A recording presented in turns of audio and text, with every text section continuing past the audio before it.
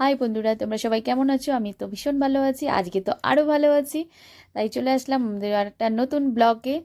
আজ হচ্ছে আমার জীবনের অনেকটা আনন্দের দিন। আজ হচ্ছে আমাদের বিবাহবার্ষিকী।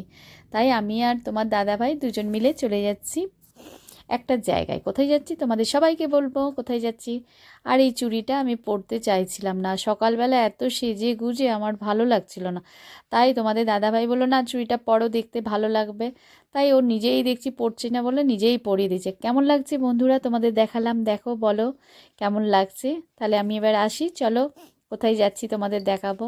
এই যে তোমার দাদাভাই তালা দিচ্ছে, আমরা দুজন বেরোবো। কোথায় যাচ্ছি বন্ধুরা বলো তো দেখি, কোথায় যাচ্ছি। এই যে বাইকে এখন স্টার্ট দেবে, দেয়নি, তালাটা দেয়া হলো, আমি রাস্তায় দাঁড়িয়ে আছি। এই যে বসে পড়লো বাইকে, আমিও বসে পড়লাম, লায়লা মজনুর মতো চলে যাচ্ছি দুজন মিলে। তোমাদের বললাম বাই বন্ধুরা, দিয়ে তারপরে দুজন মিলে রাস্তা দিয়ে যাচ্ছি। দুজন মিলে যেতে যেতে একটু গল্প করছি, বললাম যে যেখানে যাচ্ছি সেখানকার কথা আলোচনা করছিলাম।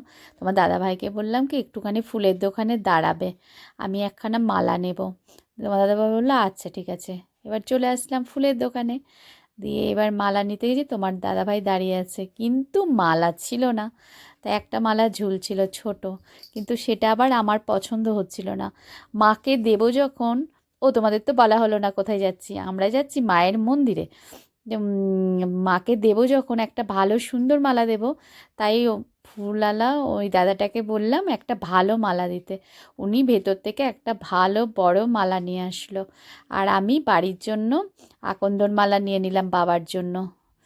আমার তো পাগলা বাবা আছে তোমরা সবাই জানো। এবার মালা নেওয়া হয়ে গেল, তোমার দাদা ভাই আর আমি আবার রওনা দিচ্ছি মন্দিরের উদ্দেশ্যে, মায়ের কাছে যাব বলে।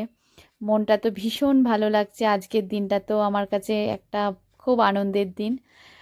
দিয়ে দুজন মিলে চলে যাই। ওই দেখো আমাদের মন্দিরটা, মায়ের মন্দির, সিদ্ধেশ্বরী মায়ের মন্দির, কৃষ্ণনগরের সিদ্ধেশ্বরী মায়ের মন্দির দেখা যাচ্ছে, তোমাদের দেখাচ্ছি।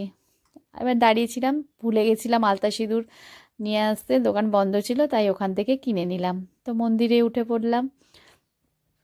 তোমরা ভাবতে পারো যে আমাদের বাবি কেন যায়নি। বাবি সকাল সকাল স্কুলে চলে গেছে, বাবিদের স্কুল চলছে তো, বাবি 6:30টার সময় স্কুল চলে গেছে। স্কুল কামাই করলো না, ওর হাত ভেঙেছিল তখন, অনেক দিন কামাই করেছিল তো, ছুটিতে ছিল, তাই ও স্কুলটা আর কামাই করলো না। তো আমি আর তোমাদের দাদা ভাই দুজন মিলেই চলে গেলাম। তো চলে আসলাম, আমাদের পুরোহিত মশাই দেখে কি বলছে, আজকে নিশ্চয়ই বিবাহবার্ষিকী।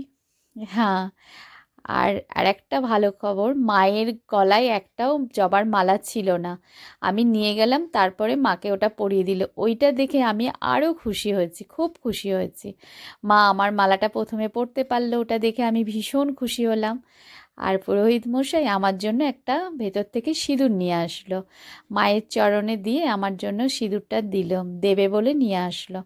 ওইটাতে পেয়েও আমি ভীষণ খুশি। তারপর তোমার দাদা ভাইকে বলল পুরোহিত মশাই যে এখানে বসতে। তারপর আমরা দুজন মিলে বসে পড়লাম। বসার পরে আমরা দুজন মিলে একটু অঞ্জলি দিয়ে নিলাম,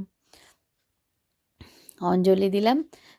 তারপরে অঞ্জলি টঞ্জলি দিয়ে তারপর পুরোহিত মশাই প্রসাদটা দিয়ে দিল। পুরোহিত মশাই খুব আড্ডা মারছিল, বলছিল যে খুব তোমাদের আজকে বিবাহবার্ষিকী, পেপারে দেখলাম, খবরে দেখলাম, এরকমভাবে খুব আড্ডা মারছিল। আসল কথা তোমার দাদা ভাইকে চিনে তো, তাই একটুখানি মজা করছিল আমাদের সাথে।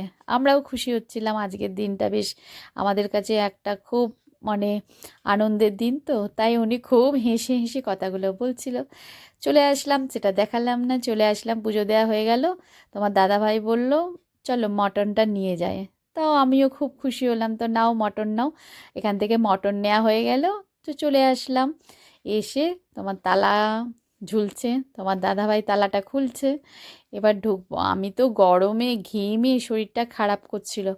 তারপরে তো মনে মনে হচ্ছিল কখন ঢুকবো ঘরের মধ্যে, বাপরে বাপ গরমে। তারপর আবার শাড়ি পরেছি, আজকে যেহেতু বিবাহবার্ষিকী। দিয়ে এবার তো রাখলাম।